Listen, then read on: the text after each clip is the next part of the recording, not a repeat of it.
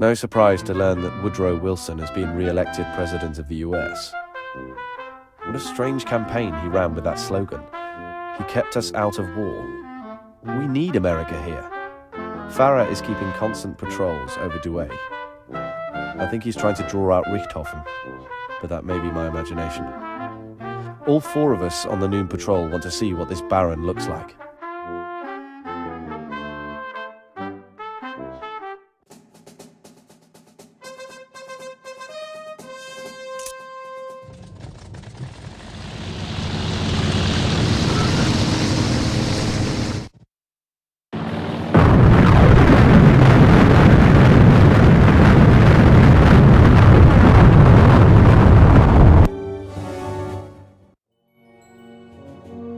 Bulker's successors had learned to be aggressive, often without their teachers' good judgment. We itched to send our two attackers home feeling far less anxious for their next sortie, if they lived to see it.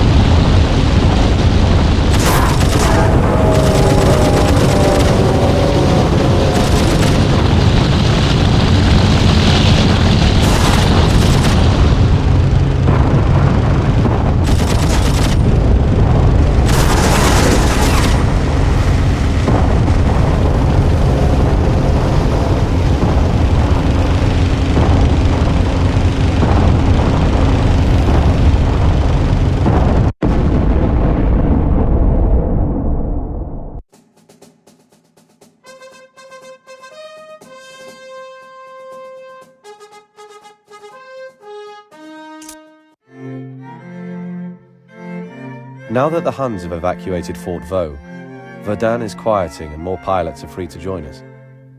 Too bad we're getting our reinforcements so late. Generals Joffre and Haig are under pressure to start delivering victories, and their foray on the Somme is about to cease. Whatever they're planning, I'll bet it involves reconnaissance from the balloons we'll be protecting here at Amiens.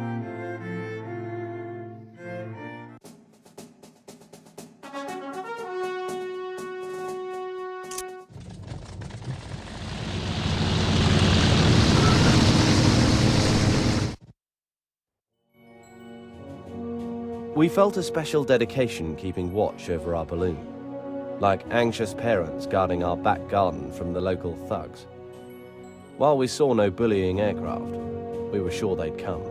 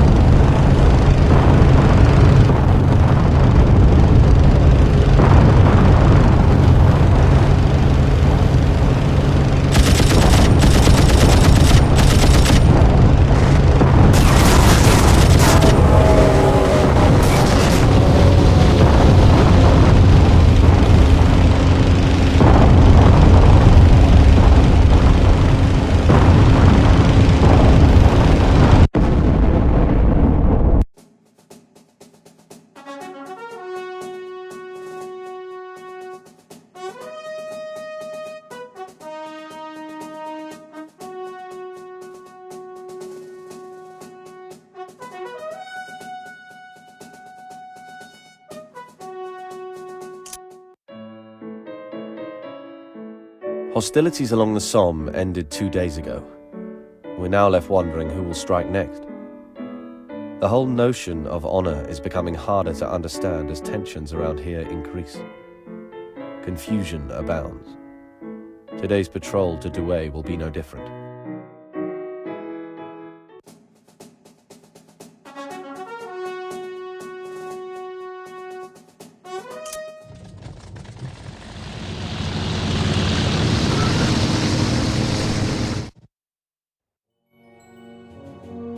There was more confusion in the skies. Below the four of us were 3 enemy planes sending us a clear message: keep out of Douai. I wondered who was calling the shots in Belka's stead.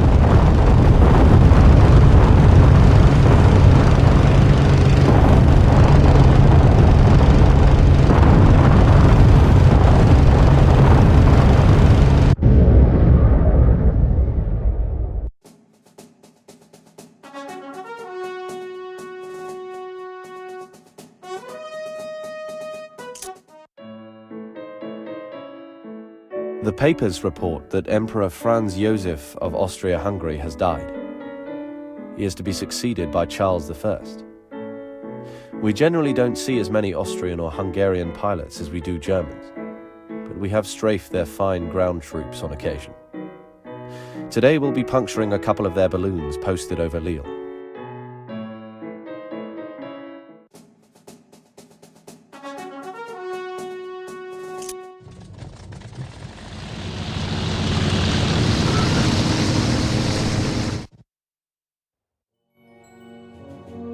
I wasn't surprised that the balloons of Austria-Hungary appeared little different from their Prussian kin.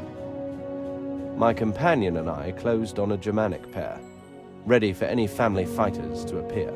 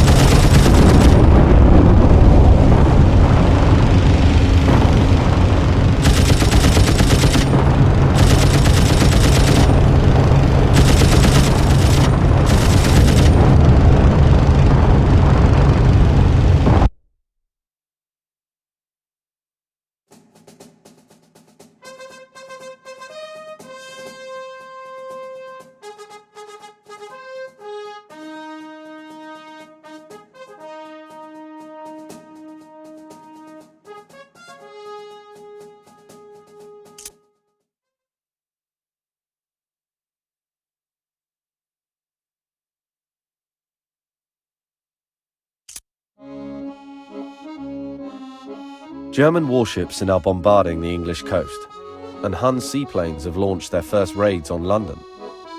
If U-boats take control of the channel, we all better start learning to speak German. Today's U-boat bombing off Dieppe isn't my idea of fun. It's my first time flying over water. Hate to say it, but I'd have taken another week of boot camp if I could have learned how to swim.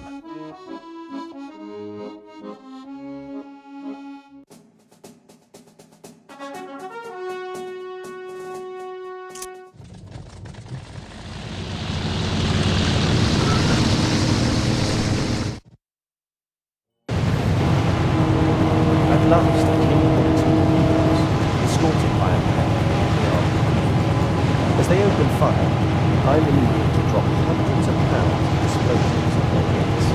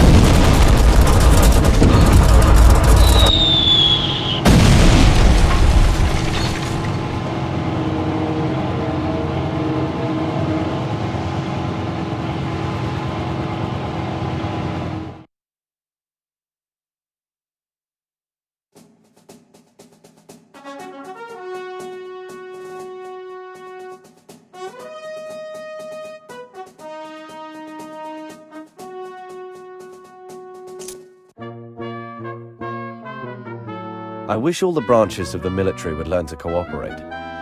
The British have increased naval exercises along the Belgian coast, which puts our bombing raids on hold.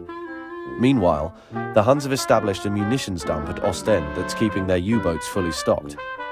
We're left with no choice but to strafe the road there and destroy as much of the site as we can.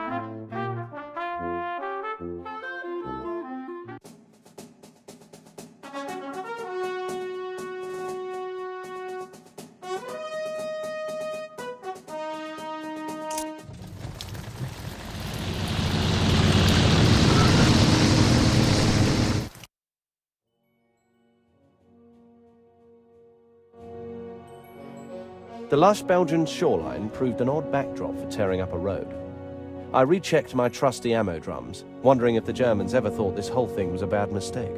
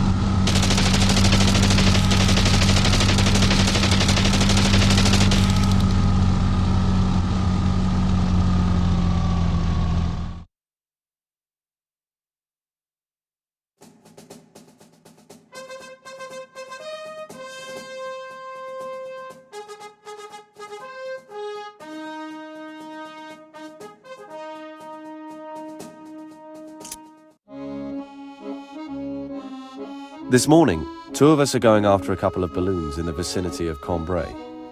This comes as a surprise because Farah's informant reports that a renegade Yasta is based in the hills east of Hirsen. They're led by a bloodthirsty ace who is simply known as Der Rittmeister. Rumor is he knows nothing of chivalry. Someday we may get to challenge him. Better yet, he may challenge us.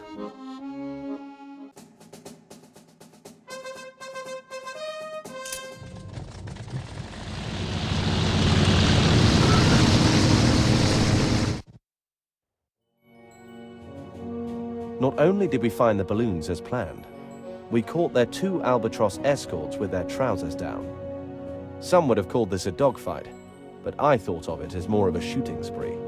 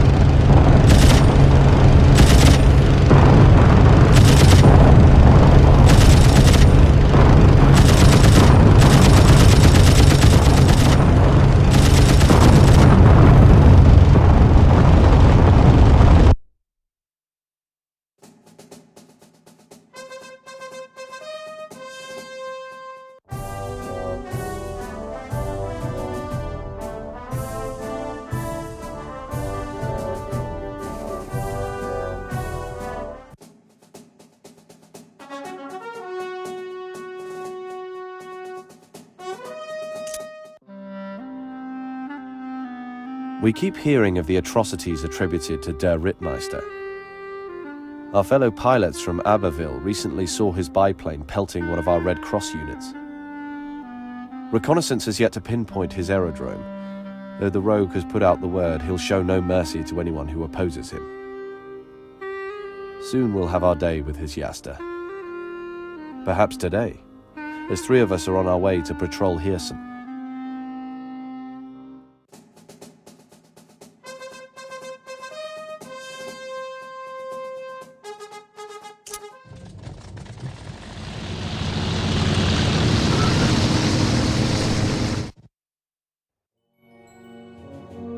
No luck sighting Der Rittmeister, but the crisp wind of early winter ripped past my goggles, and my silk scarf crackled behind me as a pair of enemy fighters flew fast and level in our sights.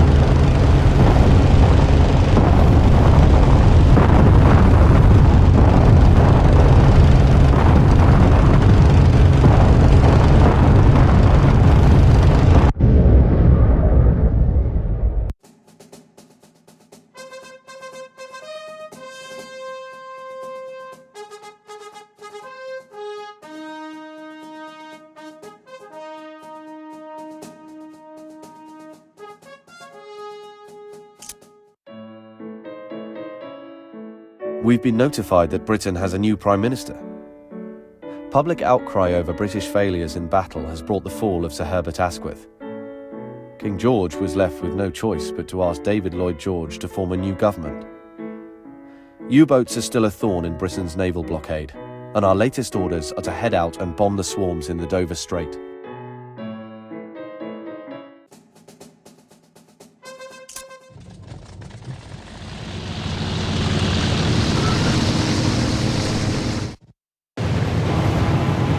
I don't think HQ knew how difficult it was to find these contraptions from way up high. Continually looking out over both my left and right wings, and I felt like a starved gull seeking my prey.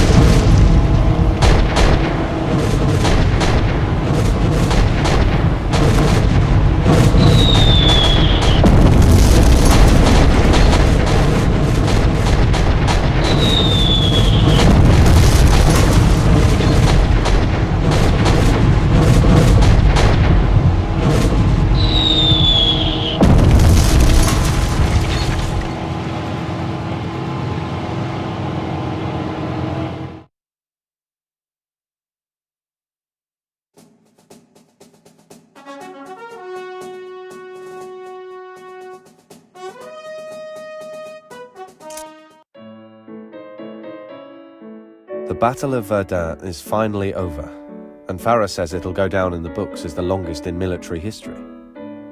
I can't imagine one could go longer, especially one that ended in stalemate. What a waste. Farah's informant sent us an urgent message last night. Der Rittmeister is being transferred to a new sector tomorrow. If we don't find him at Hirson today, we may never get another chance.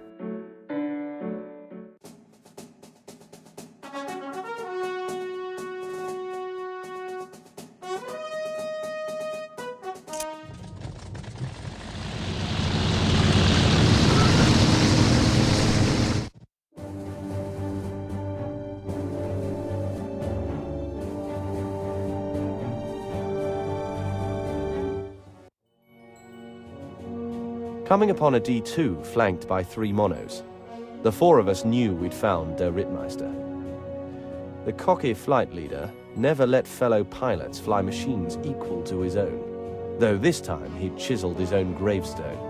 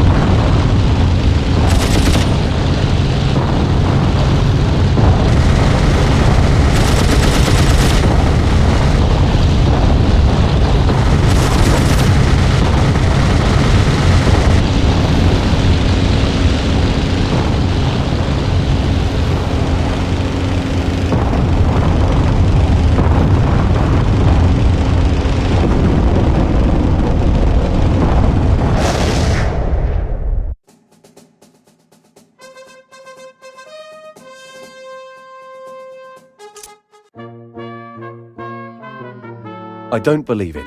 Christmas Day and Farah's informant reported not 10 minutes ago that the Huns plan to bomb our base at Ypres. Farah is dispatching 4 of us to intercept the Gothas and make sure no bombs are dropped down our chimney. If they want to attack on Christmas, we'll send them back to their Tannenbaums faster than the RFC choir can sing a flat chorus of Silent Night.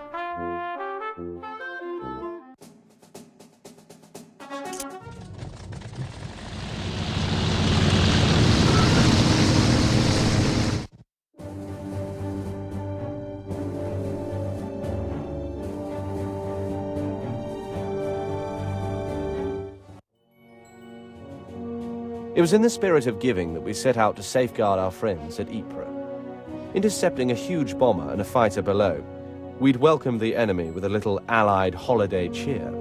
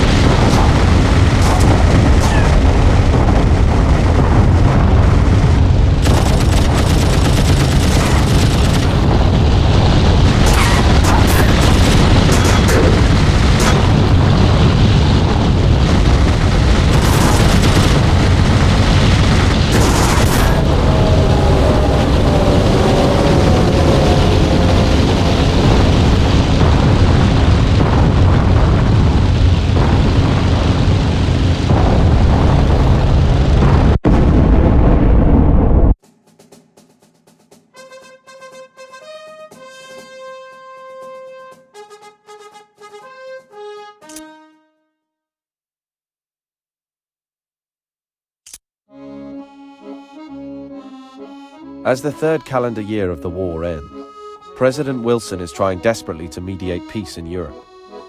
Germany is interested, but not without keeping certain gains in Belgium, France, and Russia. I have a feeling we could be here another full year. Headed deep into the overrun Belgian interior this morning for balloon busting over Brussels. What a way to end 1916.